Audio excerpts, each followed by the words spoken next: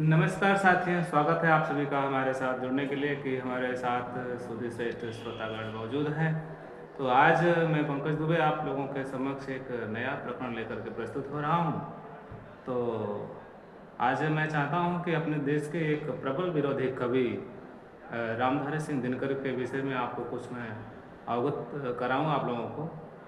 तो रामधारी सिंह दिनकर का जन्म बिहार प्रदेश के मुंगेर जिले के सिमरिया नामक स्थान पर गंगा नदी के किनारे हुआ था। तो मैं बताना चाहूँगा कि इनका जन्म 1908 ईस्वी के आसपास हुआ और सिमरिया गांव में रहते हुए इन्होंने शिक्षा दीक्षा किया और आगे चल कर के इन्होंने भागलपुर विश्वविद्यालय के उपकुलपति भी रहे तथा 24 अप्रैल 1974 ईस्वी को इनका देहांत हुआ। तो रामधारी सिंह दिनकर जी एक प्रगतिवादी कवि के रूप में उभरे और विरोधी कवि के रूप में इनको जाना जाता है। साथ साथ इन्होंने छायावादी काव्य रचना भी किया।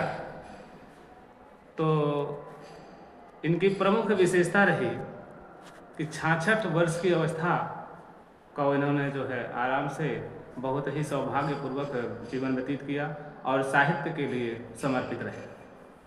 साथ ही मैं बताना चाहूँगा कि 1974 में इनका देहांत हुआ। उसके 2 वर्ष पहले 1972 ईस्वी में उन्होंने एक उर्वशी नाम की रचना की है, जिसके लिए इनको साहित्य अकादमी पुरस्कार के रूप में नवाजा गया। इनकी जो रचनाएं हैं, इन्होंने गद्य और पद्य दोनों विधाओं में रचना की।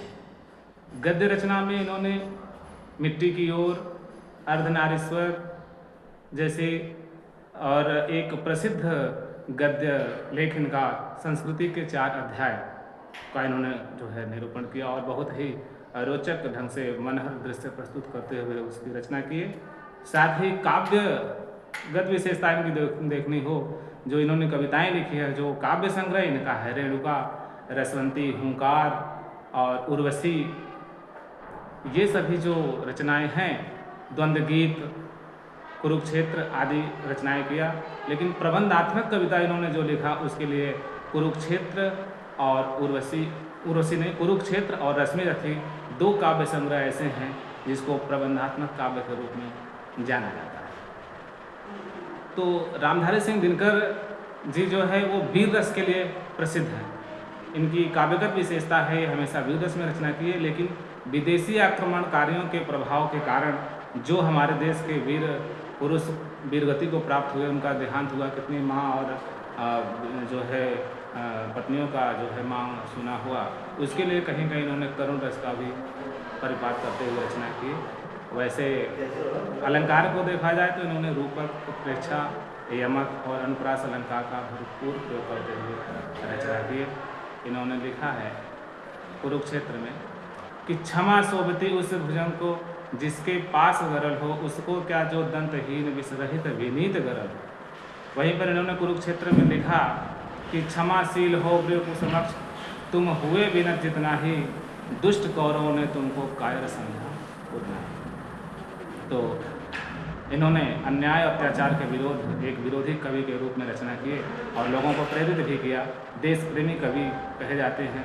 तो देश प्रेमी कवि और राष्ट्रवादी कविता के रूप में, यहाँ तक कि मैथिली शरण गुप्त के बाद दूसरे राष्ट्र कवि के रूप में इनको जाना जाता है। इन्होंने उर्वशी रचना करने के बाद इन्होंने जब रश्मि रथी लिखा तो उसके 3य सर्ग और प्रथम सर्ग का उल्लेख मैं पहले के वीडियो में बता चुका हूँ। तो मैं आपको बताना चाहता हूँ कि ये जो है बहुत ही सुंदर रचना, क्रांति के राम कहे जाते हैं, इनकी विशेषता है। आज के लिए इतना ही। फिर मैं अगले वीडियो में बहुत जल्दी मिलता हूँ दूसरे प्रकरण के साथ। तब तक के लिए धन्यवाद।